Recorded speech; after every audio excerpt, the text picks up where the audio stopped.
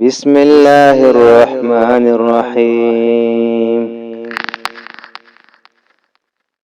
لله وإنا إليه راجعون. أولئك عليهم صلوات من ربهم ورحمة وأولئك هم المهتدون. إن الصفا والمروة من شعائر الله،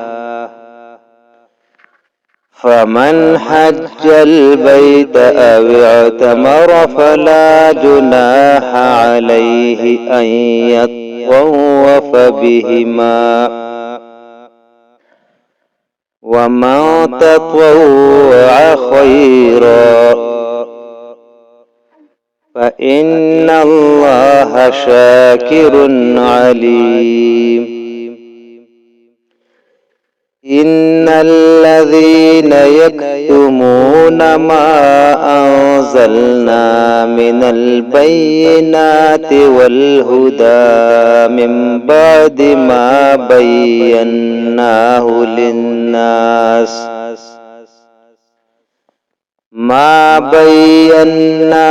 للناس في الكتاب، أولئك يلعنهم الله ويلعنهم اللاعنون،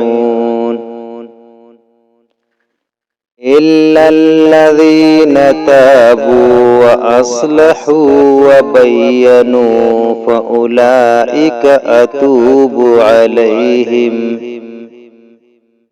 وأنا التواب الرحيم. إن الذين كفروا وماتوا وهم كفار أولئك عليهم لعنة الله والملائكة والناس أجمعين، خالدين فيها لا يخفف عنهم العذاب ولا هم ينظرون. وإلهكم إله واحد لا إله إلا هو الرحمن الرحيم.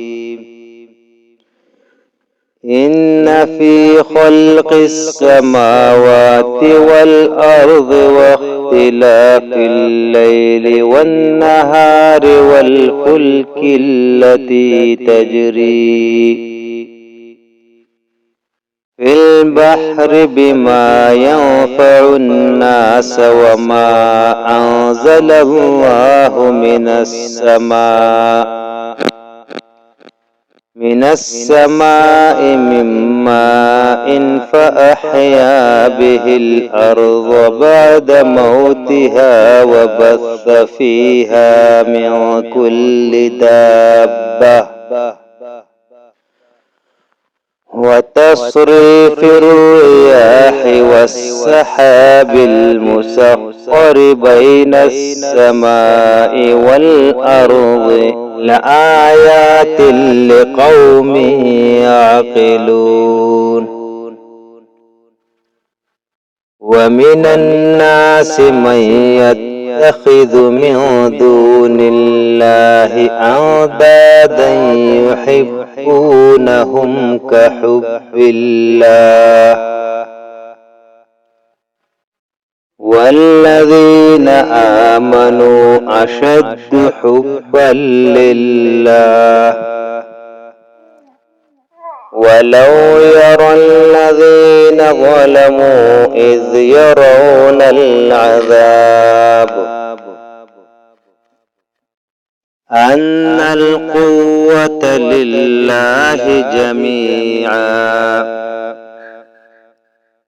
وأن الله شديد العذاب. إذ تبرأ الذين اتبعوا من الذين اتبعوا